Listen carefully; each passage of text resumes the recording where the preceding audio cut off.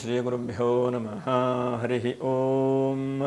ಓಂ ನಮಃ ಸೂರ್ಯಃ ಪಿತಾಮಹೋ ವ್ಯಾಸಃ ವಸಿಷ್ಠೋ ತ್ರಿಪರಾಶರಃ ಕಶ್ಯಪೋ ನಾರದೋ ಗಾರ್ಗ್ಯಃ ಮರೀಚಿರ್ಮುನಿರಂಗಿರಾಃ ಲೋಮಶಃ ಪೌಲುಷಶ್ಚೈವ ಚವನೋ ಜವನೋ ಭೃಗುಃ ಶವನಕೋಷ್ಟಾದಿಶಶ್ಚೇತಿ ಜ್ಯೋತಿಷ್ಶಾಸ್ತ್ರಪ್ರವರ್ತಕಾಃ.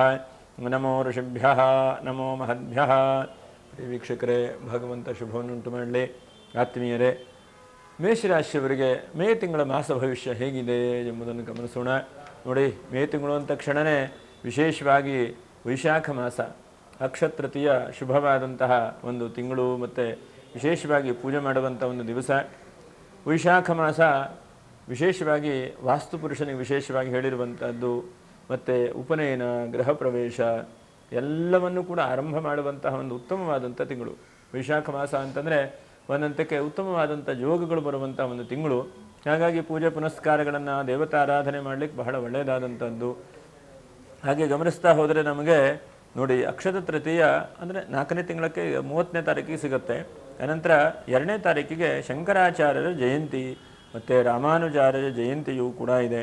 ಹಾಗೆ ಅನಂತರದಲ್ಲಿ 7ನೇ ತಾರೀಕಿಗೆ ವಾಸವಾಂಬಾ ಜಯಂತಿ, ನಿಮಿಷಾಂಬಾ ಜಯಂತಿ, 8ನೇ ತಾರೀಕಿಗೆ ಬೃಹಸ್ಪತಿ ಜಯಂತಿ, ಅನಂತರದ 9ನೇ ತಾರೀಕಿಗೆ ಮಹಾಪ್ರದೋಷ, 10ನೇ ತಾರೀಕಿಗೆ ವೇದವ್ಯಾಸ ಜಯಂತಿ, 11ನೇ ತಾರೀಕಿಗೆ ಲಕ್ಷ್ಮೀ ನರಸಿಂಹ ಜಯಂತಿ. ನೋಡಿ, ನರಸಿಂಹನನ್ನು ವಿಶೇಷವಾಗಿ ಪೂಜೆ ಮಾಡುವಂತಹ ಒಂದು ದಿವಸ.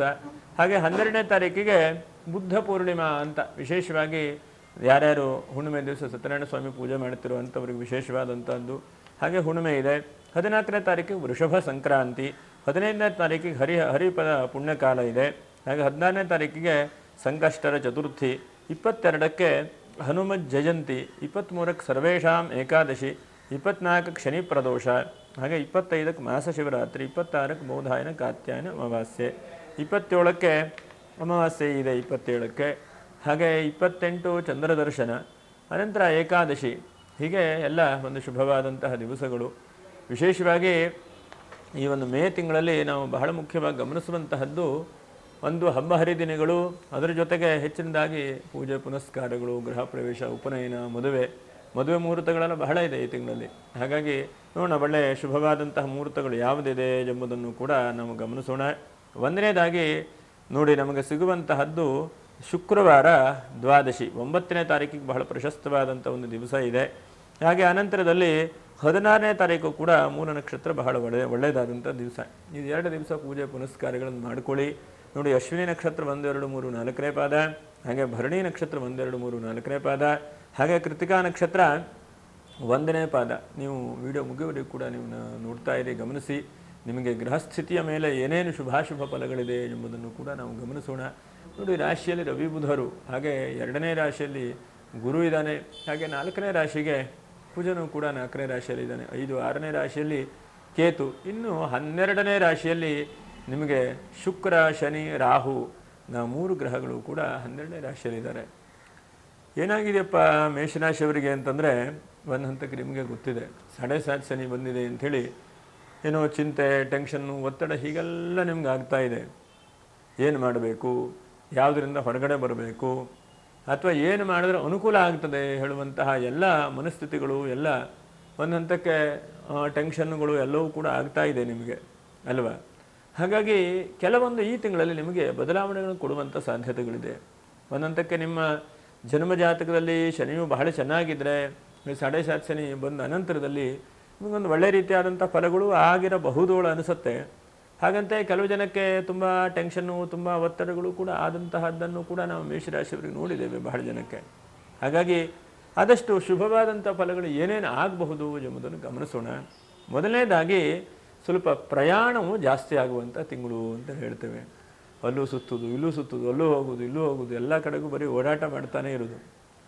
ಯಾವುದೋ ಒಂದು ಕೆಲಸಕ್ಕೆ ಅಂತ ಹೋದರೆ ಆ ಕೆಲಸ ಆಗದೇ ಇದ್ದ ಹಾಗೆ ಮತ್ತೊಂದು ಕೆಲಸಕ್ಕೆ ಹೋಗೋದು, ಅಲ್ಲಿಂದ ಮತ್ತೊಂದು ಕೆಲಸ ಮಾಡೋದು, ಹೀಗೆ ಈ ತರಹ ಸುತ್ತುವಂತಹದ್ದು ಈ ತಿಂಗಳಲ್ಲಿ. ನೀವು ಈ ತಿಂಗಳು ಭಾಳ ಸುತ್ತಿಸ್ತದೆ ನಿಮ್ಮನ್ನು. ಯಾಕಂದರೆ ಬುಧನೂ ಕೂಡ ತೃತೀಯಾಧಿಪತಿ, ಷಷ್ಠಾಧಿಪತಿಯಾದಂಥ ಬುಧನು ರಾಶಿಯಲ್ಲಿ ಕೂತಿದ್ದಾನೆ ರವಿ ಜೊತೆಗೆ.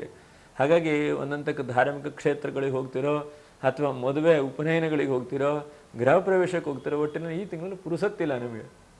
ಹೇಗೆ ಅಂತಂದರೆ ಬರೀ ಸುತ್ತುವಂತಹ ಪ್ರಯತ್ನಗಳು ಜಾಸ್ತಿ ಆಗ್ತಾ ಇದೆ.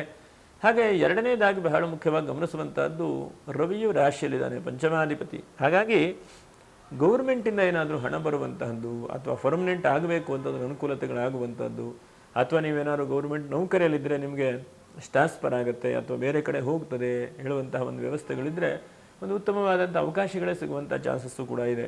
ಯಾಕಂದರೆ ನಿಮಗೆ ಹೇಗೆ ಅಂತಂದರೆ ವರ್ಷದಲ್ಲಿ 2-3 ತಿಂಗಳ ಬಹಳ ಒತ್ತಡ, ಬಹಳ ಚಿಂತೆ ಬರುವಂಥ ತಿಂಗಳು. ಆ ತಿಂಗಳಲ್ಲಿ ಇದೂ ಕೂಡ ನಿಮಗೆ ಸ್ವಲ್ಪ ಒತ್ತಡ ಬರುವಂಥದ್ದೇ. ಹಾಗಿದ್ದಾಗ ಕೂಡ ಎಲ್ಲೋ ಒಂದು ಕಡೆಗೆ ಒಂದು ಒಳ್ಳೆಯ ಜಾಗ ಸಿಗ್ತದೆ ಹೇಳುವುದನ್ನು ಕೂಡ ಹೇಳಬಹುದು. ಮತ್ತು ಉದ್ಯೋಗ ಕಳ್ಕೊಂಡವ್ರಿಗೆ ನೋಡಿ ಸದ್ಯಕ್ಕನಕ ಈ ಗುರುಬಲ ಹೇಳುವಂಥದ್ದು ಕಾಣ್ತದೆ ನನಗೆ. ಹಾಗಾಗಿ ಉದ್ಯೋಗ ಕಳ್ಕೊಂಡಂಥವ್ರಿಗೆ ಎಲ್ಲೋ ಒಂದು ಕಡೆ ಉದ್ಯೋಗ ಆಗುವಂಥದ್ದು, ಅನುಕೂಲತೆಗಳಾಗುವಂತಹ ಚಾನ್ಸಸ್ಸು ಕೂಡ ಇದೆ. ನಿಮಗೆ ಉದ್ಯೋಗವೇ ನಮಗಾಗೋದಿಲ್ಲ ಹೇಳುವಂಥ ಪರಿಸ್ಥಿತಿ ಬೇಡ, ಎಲ್ಲೋ ಒಂದು ಉದ್ಯೋಗ ಆಗುತ್ತೆ ಹೇಳುವಂಥ ಪ್ರಯತ್ನವನ್ನು ಮಾಡಿ. ಕಲೆ, ಸಾಹಿತ್ಯ, ಸಂಗೀತ ಇಂತಹ ಕೆಲಸ ಕಾರ್ಯಗಳನ್ನು ಮಾಡ್ತಾ ಇರುವಂಥವರಿಗೂ ಕೂಡ ಹೆಚ್ಚಿನದಾದಂಥ ಶ್ರೇಯಸ್ಸಾಗುವಂಥದ್ದು, ಮನಸ್ಸಿಗೆ ಸಮಾಧಾನ ಆಗುವಂಥದ್ದು, ಎಲ್ಲೋ ಒಂದು ಕಡೆಗೆ ನಮ್ಮ ಜೀವನ ಹೇಳುವಂಥ ಲಾಭದಾಯಕವಾಗಿ ಬರುವ ಹಾಗೆ ಭಗವಂತ ದಯಪಾಲಿಸ್ತಾನೆ. ಮತ್ತು ನೋಡಿ ರಾಷ್ಟ್ರಾಧಿಪತಿ ನೀಚನಾಗಿ ಕೂತಿದ್ದಾನೆ. ಹಾಗಾಗಿ ಭೂಮಿಯಲ್ಲೇನೋ ಒಂದಷ್ಟು ಪರಿವರ್ತನೆ ಆಗುವಂಥದ್ದು. ಒಂದು ಕೃಷಿ ಭೂಮಿ ಇದ್ದರೆ ನೀರಿನ ಸಮಸ್ಯೆಗಳಾಗಿದ್ದರೆ ಬೋರ್ವೆಲ್ ಇಲ್ಲ, ಏನೋ ಸಮಸ್ಯೆ ಆಗ್ತಾ ಇದೆ, ಹಾಕಿದಂತಹ ಬೋರ್ವೆಲ್ಲು ಸರಿಯಾಗಿ ವರ್ಕ್ ಆಗ್ತಾ ಇಲ್ಲ, ನೀರು ಬರ್ತಾ ಇಲ್ಲ ಅಂತಂದರೆ ಆ ನೀರು ಕೂಡ ಸ್ವಲ್ಪ ಅನುಕೂಲಕರವಾಗಿ ಬರುವಂತಹ ಚಾನ್ಸಸ್ಸು. ಹಾಗಾಗಿ ನೀರಿನ ಅಭಿವೃದ್ಧಿಯನ್ನು ಕೂಡ ನಾವು ಹೇಳಬಹುದು ಈ ತಿಂಗಳಲ್ಲಿ. ಹಾಗೆ ಅನಂತರದಲ್ಲಿ ಬಹಳ ಮುಖ್ಯವಾಗಿ ಗಮನಿಸುವಂಥದ್ದು ನಿಮಗೆ ಸ್ವಲ್ಪ ತಲೆನೋವು ಬರುವಂಥದ್ದು, ಆರೋಗ್ಯದಲ್ಲಿ ಕಿರಿಕಿರಿ ಆಗುವಂಥದ್ದು. ಇದ್ದಕ್ಕಿದ್ದಾಗೆಲ್ಲ ಚೆನ್ನಾಗಿದೆ, ಆದರೆ ಪುನಃ ಅನಾರೋಗ್ಯಗಳೇ ಆಗ್ತಾ ಇದೆ, ಏನಪ್ಪ ಅಂತ ಯೋಚನೆ ಮಾಡ್ತಾ ಇದ್ರಲ್ಲ. ಒಂದು ಕಡೆಗೆ ಆರೋಗ್ಯಕ್ಕೂ ಕೂಡ ಪೂರಕವಾದಂತಹ ಸಣ್ಣ ಸಣ್ಣ ಔಷಧಿಗಳನ್ನು ಮಾಡಿದ್ರು ಕೂಡ ಔಷಧಿಗಳು ನಿಮಗೆ ಉಪಯೋಗ ಆಗುವಂಥದ್ದು. ಯಾಕಂದರೆ ಏನಾಗಿದೆ ಇವತ್ತಿನ ದಿವಸ ನಮ್ಮ ಸಣ್ಣ ಪುಟ್ಟ ಔಷಧಿಗಳನ್ನು ಮಾಡಿದ್ರೆ ನಮ್ಮ ಮನಸ್ಸಿಗೆ ಆಗತ್ತೋ ಇಲ್ಲೋ ಅಂಥೇಳಿ ಒಂದು ಕೆಮ್ಮಿರಬಹುದು, ತಲೆನೋವು ಇರಬಹುದು, ಜ್ವರ ಇರಬಹುದು, ಇದಕ್ಕೆಲ್ಲ ಬಂದ ತಕ್ಷಣ ನಾವೇನು ಮಾಡ್ತೇವೆ, ಪಟ್ಟಂತ ಆಸ್ಪತ್ರೆಗೆ ಹೋಗ್ತೇವೆ. ಮನೆಯಲ್ಲೇ ಮಾಡುವಂತಹ ಮನೆ ಮದ್ದುಗಳಿರಬಹುದು, ಅಥವಾ ಆಯುರ್ವೇದಿಕವಾದಂಥ ಔಷಧಿಗಳಿರಬಹುದು, ಅಥವಾ ಕೆಲವೊಂದು ಕಷಾಯಗಳಿರಬಹುದು. ಇದನ್ನೆಲ್ಲ ಆದಷ್ಟು ನಾವು ಮನೆಯಲ್ಲೇ ಮಾಡಿಕೊಂಡ್ರೆ ಬಹಳ ಒಳ್ಳೆಯದು. ನಮ್ಮ ಕೈಯಲ್ಲಿ ಇದು ಆಗ್ತಾ ಇಲ್ಲ, ಇನ್ನು ಬಹಳ ತೊಂದರೆ ಅಂತಂದರೆ ಆಸ್ಪತ್ರೆಗೆ ಹೋಗಬೇಕೇ ಬಿಟ್ಟರೆ. ಇವಾಗೇನಾಗಿದೆ, ಒಂದು ಸಲ ತಲೆನೋವು ಬಂದರೆ ಒಂದು ಮಾತ್ರೆ ನುಂಗ್ಬಿಟ್ರು. ನಾನು ಹೇಳಿದ್ದು ನಮ್ಮ ಶರೀರದಲ್ಲಿ ತಡ್ಕೊಳ್ಳುವಂತಹ ಒಂದು ಶಕ್ತಿಯನ್ನು ಪಡ್ಕೊಳ್ಬೇಕು ನಾವು. ಅದಾಗಿಲ್ಲ ಅಂತಂದರೆ ಮತ್ತು ಪುನಃ ಇಂಜೆಕ್ಷನ್, ಔಷಧಿ, ಮಾತ್ರೆಗಳು ಅದ್ರ ಕಡೆಗೆ ಹೋಗುತ್ತೆ ಬಿಟ್ಟರೆ ಯಾವುದೂ ಕೂಡ ಅಷ್ಟು ಬೇಗನೆ ನಮ್ಗೆ ಗುಣ ಆಗೋದಿಲ್ಲ. ಹಾಗಾಗಿ ಸಣ್ಣ ಪುಟ್ಟದ್ದು ಆರೋಗ್ಯದ ವಿಷಯಕ್ಕೆ ಸಣ್ಣ ಪುಟ್ಟ ಚಿಕಿತ್ಸೆಗಳನ್ನು ಮಾಡಿಕೊಳ್ಳೋದ್ರಿಂದ ಪರಿಣಾಮಗಳು ಉತ್ತಮವಾಗುತ್ತೆ. ನಾವು ಒಂದೇ ಸಲ ಯಾವುದು ಗಾಬರಿಯಾಗಿ ಪ್ರಯತ್ನಗಳನ್ನು ಮಾಡುವಂಥದ್ದಲ್ಲ. ಇನ್ನು ನೋಡಿ, ಯಾರ್ಯಾರು ಈ ರಾಶಿಯ ರಿಯಲ್ ಎಸ್ಟೇಟ್ ಉದ್ಯಮಗಳಿದಿರೋ ಅವರಿಗೆ ಸಣ್ಣ ಪುಟ್ಟ ಚಿಂತೆ, ಟೆನ್ಷನ್ನು ಹಾಗೆ ಹೀಗೆ ಆಗುವಂಥ ಸಾಧ್ಯತೆಗಳು. ಕುಜನು ನೀಚವಾಗಿದ್ದಾನೆ. ಹಾಗೆ ನಿಮ್ಮದೇ ಒಂದು ಏನಾದರೂ ಭೂಮಿ ಇದೆ, ಅದನ್ನೇನಾದರೂ ಸೇಲ್ ಮಾಡಬೇಕು ಅಂತಂದರೆ ಸ್ವಲ್ಪ ನೋಡಿಕೊಂಡು ಅದು ಪ್ರಯತ್ನವನ್ನು ಮಾಡಿ, ಇಲ್ಲ ಅಂತ ಚೂರು ಹಿಂದೆ ಮುಂದೆ ಕಿರಿಕಿರಿ ಆಗುವಂಥ ಸಾಧ್ಯತೆಗಳಿದೆ. ತಂದೆ ತಾಯಿಯವರ ವಿಶೇಷವಾದಂಥ ಆಶೀರ್ವಾದವು ಕೂಡ ಸಿಗುವಂಥ ಚಾನ್ಸಸ್ ಈ ತಿಂಗಳಲ್ಲಿ. ನೋಡಿ, ಪ್ರಯಾಣವೂ ಆಗುತ್ತೆ, ಹಿರಿಯರ ಜೊತೆಗೆ ಬೆರೀತೀರಿ, ಖುಷಿಯಾಗಿ ಸಂತೋಷವಾಗಿ ಇರುವಂಥ ಒಂದು ತಿಂಗಳು. ಆದರೆ ತಕ್ಕ ಮಟ್ಟಿಗೆ ಶುಕ್ರನ 12ನೇ ರಾಶಿಯಲ್ಲಿದ್ದಾನೆ. ಹಾಗಾಗಿ ಹಣಕಾಸು ಬರುವುದಿಲ್ಲ ಅಂತ ಅನಿಸೋದಿಲ್ಲ, ಆದರೆ ಖರ್ಚಿನ ವ್ಯವಸ್ಥೆ ಈ ತಿಂಗಳು ಜಾಸ್ತಿ ಆಗ್ಬೋದು. ನಿಮಗೆ ಎಲ್ಲೋ ಒಂದು ಕಡೆ ಬಂದಾಗ ಆಗುತ್ತೆ ದುಡ್ಡು, ಆದರೂ ಖರ್ಚು ಆಗಿ ಹೋಗ್ತದೆ. ಹಾಗೆ ಖರ್ಚಿನ ವ್ಯವಸ್ಥೆ ಹೇಳುವಂಥದ್ದು ಬಹಳ ಜಾಸ್ತಿ ಆಗಬಹುದು. ಅನಂತರದಲ್ಲಿ 12ನೇ ರಾಶಿಯ ರಾಹುವು ಕೂಡ ಇದ್ದಾನೆ. ಸ್ವಲ್ಪ ವಿದೇಶದಿಂದ ಹಣ ಬರುವಂಥದ್ದು, ಅಥವಾ ಡಿಜಿಟಲ್ ಮಾಧ್ಯಮಗಳನ್ನು ಮಾಡ್ತಾ ಇದ್ರೆ ಅಲ್ಲಿ ವೃದ್ಧಿಯಾಗುವಂಥದ್ದು, ಮತ್ತು ಯಾರೋ ನಿಮಗೆ ಪೂರಕವಾದಂಥ ಸಪೋರ್ಟ್ ಮಾಡುವಂಥದ್ದು. ಯಾಕಂದರೆ ಏನಾಗ್ತಾ ಇದೆ, ಸಪೋರ್ಟು ಕೂಡ ಬೇಕಾಗುತ್ತೆ. ಒಬ್ಬರೇ ಯಾವ ಕೆಲಸಗಳನ್ನು ಕೂಡ ಮಾಡಲಿಕ್ಕಾಗೋದಿಲ್ಲ. ಹಾಗಾಗಿ 10 ಜನರ ಜೊತೆಗೆ ಒಂದು ಗುಂಪಿನ ಮೂಲಕವಾಗಿ ನೀವು ಹೆಚ್ಚಿನದಾದಂಥ ಅಭಿವೃದ್ಧಿ ಪಡೆಯುವಂಥ ಸಾಧ್ಯತೆಗಳಿದೆ. ಮತ್ತು ಈ ಒಂದು ತಿಂಗಳಲ್ಲಿ ಒಂದು 5 ವಿಶೇಷವಾದಂಥ ಫಲಗಳು ಸಿಗುವಂಥ ಚಾನ್ಸಸ್ಸು. 4-5 ತಿಂಗಳಿಂದ ಯಾವುದೋ ಬ್ಯಾಂಕ್ ಲೋನಿಗೆ ಪ್ರಯತ್ನ ಮಾಡ್ತಾ ಇದ್ದರೆ ಬ್ಯಾಂಕ್ ಲೋನು ಆಗುವಂಥ ಸಾಧ್ಯತೆಗಳಿದೆ ನಿಮಗೆ. ಹಾಗಾಗಿ ಪ್ರಯತ್ನಗಳನ್ನು ಮಾಡಿಕೊಳ್ಳಿ. ಹಾಗೆ ಎರಡನೇದಾಗಿ ಯಾವುದೋ ಒಂದು ಸಣ್ಣ ಪುಟ್ಟ ಕಿರಿಕಿರಿ ಅಥವಾ ಕಾನೂನಿನಲ್ಲಿ ತೊಡಕು ಬರ್ತಾ ಇದೆ ಅಂತ ಇಟ್ಕೊಳ್ಳಿ. ಅಂತಹ ಕಾನೂನಿನ ತೊಡಕುಗಳು, ತೊಂದರೆಗಳು ಸ್ವಲ್ಪ ಪರಿಹಾರ ಆಗುವಂಥ ಸಾಧ್ಯತೆಗಳು. ಹಾಗೆ ಮೂರನೇದಾಗಿ ಬಹಳ ಮುಖ್ಯವಾಗಿ ನೀವು ಗಮನಿಸುವಂಥದ್ದು, ಯಾರಿಗೆ ಸಂತಾನಾದಿಗಳು ಇಲ್ಲವೋ ನೋಡಿ. ಯಾಕಂದರೆ ಈಗ ಸದ್ಯಕ್ಕೆ ಗುರು 2ನೇ ರಾಶಿಯಲ್ಲಿದ್ದಾನೆ, ಬಹಳ ಒಳ್ಳೆಯದೇ ಸದ್ಯಕ್ಕೆ. ಅನಂತರ 18ನೇ ತಾರೀಕು ಅನಂತರದಲ್ಲಿ ಗುರು ಕೂಡ 3ನೇ ರಾಶಿಗೆ ಹೋಗಿಬಿಡ್ತಾನೆ. ಹಾಗಾಗಿ ಕುಟುಂಬ ಸ್ಥಾನ ಭದ್ರ ಆಗುವಂಥದ್ದು, ಅಥವಾ ವಿವಾಹಾದಿ ಮಂಗಳ ಕಾರ್ಯಗಳು ಆಗಲಿಲ್ಲ ಅಂತಂದರೆ ಸದ್ಯಕ್ಕೆ ಈ ಗುರುವಾರು 2ನೇ ರಾಶಿಯಲ್ಲಿದ್ದಾನೆ, ಈಗಾದರೂ ಸ್ವಲ್ಪ ಮಾಡಿಕೊಡ್ಬಹುದು. ಹಾಗಾಗಿ ಪ್ರಯತ್ನಗಳನ್ನು ಜಾಸ್ತಿ ಮಾಡ್ಕೊಳ್ಳಿ. ಯಾಕಂದರೆ ಬೇರೆಯವರೇ ಮದುವೆಗೆ ಹೋಗ್ತೀರಿ, ಬೇರೆ ಊಟ ಮಾಡಿ ಬರ್ತೀರಿ, ಎಲ್ಲರಿಗೂ ಶುಭ ಹಾರೈಸ್ತೀರಿ, ಎಲ್ಲವೂ ಕೂಡ ಆಗುತ್ತೆ. ಆದರೆ ನಿಮಗೆ ಯಾವಾಗ ಅಂತೇಳಿ ಕೇಳ್ತಾರೆ, ಅವಾಗ ನೀವು ಉತ್ತರ ಕೊಡಬೇಕು. ಹಾಗಾಗಿ ಏನಂತಂದರೆ ಈ ತಿಂಗಳಲ್ಲಿ ಪ್ರಯತ್ನ ಮಾಡಿಕೊಳ್ಳಿ, ಒಳಗೆ ಪ್ರಯತ್ನ ಮಾಡಿ ಅದನ್ನು ಗೆಲ್ಲುವಂಥ ಪ್ರಯತ್ನವನ್ನು ಮಾಡಿ. 5ನೇದಾಗಿ ಆದಷ್ಟು ಅಕ್ಕಪಕ್ಕ ವ್ಯಕ್ತಿಗಳು ಇವ್ರ ಬಗ್ಗೆ ಸ್ವಲ್ಪ ಹುಷಾರಿಕೆ ವಹಿಸ್ಕೊಳ್ಳಿ. ನೀವೇನೋ ಒಂದು ಒಳ್ಳೇದು ಹೇಳಿರ್ತೀರಿ, ಅದೊಂದು ಚೂರು ಕಿರಿಕಿರಿ ಆಗುತ್ತೆ. ಯಾಕಂದರೆ ಕುಟುಂಬಕಾರಕನಾದಂಥ 2ನೇ ರಾಶಿ ಶುಕ್ರನು 12ನೇ ರಾಶಿಯಲ್ಲಿ ರಾಹು ಜೊತೆಗಿದ್ದಾನೆ. ಹಾಗಾಗಿ ಮಿಥ್ಯಾಪವಾದಗಳು ಅಂತೇಳಿ ಹೇಳ್ತೇವೆ. ಮಿಥ್ಯಾಪವಾದಗಳು ಸುಳ್ಳೆ ಏನೋ ಒಂದು ಆರೋಪ ಬರೋದು. ಅಂದರೆ ಒಂದು ನಾವು ಹೇಳಿದರೆ ಅದು ಹಿಂದೆ ಮುಂದೆ ಏನೇನಾಗಿ ಸುತ್ತಾ ಇರುತ್ತೆ. ಹಾಗಾಗಿ ಅಂತಹ ಮಿಥ್ಯಾಪವಾದಗಳು ಕೂಡ ಜಾಸ್ತಿ ಬರುವಂಥ ಚಾನ್ಸಸ್ ಇದೆ. ಇದಿಷ್ಟು ಸ್ವಲ್ಪ ನೀವು ಜಾಗೃತೆ ವಹಿಸ್ಕೊಂಡ್ರೆ ಈ ತಿಂಗಳಲ್ಲಿ ಮುಂದೆ ಹೋಗಬಹುದು. ತಕ್ಕ ಮಟ್ಟಿಗೆ ಆ ಭಗವಂತನ ಅನುಗ್ರಹದಿಂದ ಲಾಭಾಂಶವನ್ನು ಕಾಣಬಹುದು. ಸ್ವಲ್ಪ ಖರ್ಚು ಅತಿಯಾಗಿ ಆಗ್ತದೆ, ಹಾಗಾಗಿ ಸ್ವಲ್ಪ ಲೆಕ್ಕಾಚಾರ ವಹಿಸ್ಕೊಳ್ಳಿ. ಅದರ ಜೊತೆಯಲ್ಲಿ ಅಲ್ಪ ಸ್ವಲ್ಪ ರಾಹು ಇದ್ದಾನೆ, ಹಾಗಾಗಿ ಹೊರದೇಶದಿಂದ ಏನಾದ್ರು ವ್ಯಾಪಾರ ವ್ಯವಹಾರಗಳು, ಅದರ ಜೊತೆಗೆ ಏನೋ ಒಂದು ಡಿಜಿಟಲ್ ಮಾರ್ಕೆಟಿಂಗು ಅಥವಾ ಏನಾದ್ರು ಕೆಲಸ ಕಾರ್ಯಗಳು ಸಿಗುತ್ತದೆ ಅಂತಾದರೆ ಪ್ರಯತ್ನ ಮಾಡಿಕೊಳ್ಳೋದ್ರಿಂದ ಹೆಚ್ಚಿನದಾದಂಥ ಲಾಭಾಂಶಗಳನ್ನು ಪಡೆಯುವಂಥ ಸಾಧ್ಯತೆಗಳಿದೆ. ಮತ್ತು ಬಹಳ ಮುಖ್ಯವಾಗಿ ಒಂದು ಗಮನಿಸುವಂಥದ್ದು, ಯಾವಾಗ ಬುಧನು ರಾಶಿಗೆ ಬರ್ತಾನೋ ನಿಂತಹ ಕೆಲಸಗಳು ಮುಂದೆ ಹೋಗುತ್ತೆ. ಯಾವ್ಯಾವ ಕೆಲಸಗಳಿದೆ ಅಂತ ಅಂದ್ಕೊಳ್ಳಿ ನೀವು, ಅದೆಲ್ಲ ಮುಂದೆ ಹೋಗುವಂತಹ ಪ್ರಯತ್ನಗಳಾಗುತ್ತೆ.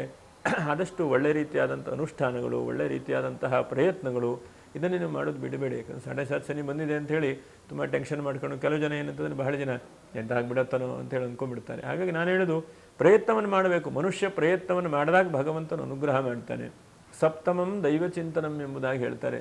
ಮನುಷ್ಯ ಪ್ರಯತ್ನವನ್ನೇ ನಾವು ಮಾಡಿಲ್ಲ ಅಂತಾದರೆ ದೈವಾನುಗ್ರಹ ಹೇಗಾಗ್ಲಿಕ್ಕೆ ಸಾಧ್ಯ ಇದೆ ಅಲ್ವಾ? ಹಾಗಾಗಿ ಫಸ್ಟ್ ನಾವು ಮಾಡಬೇಕಾದಂಥದ್ದು ಭಗವಂತನ ಪ್ರಾರ್ಥನೆ, ನಮಸ್ಕಾರ, ಅದನ್ನು ಮಾಡ್ತಾ ಬನ್ನಿ. ಇನ್ನು ನಕ್ಷತ್ರ ಪರಿಹಾರಗಳು ಏನು ಈ ತಿಂಗಳಲ್ಲಿ?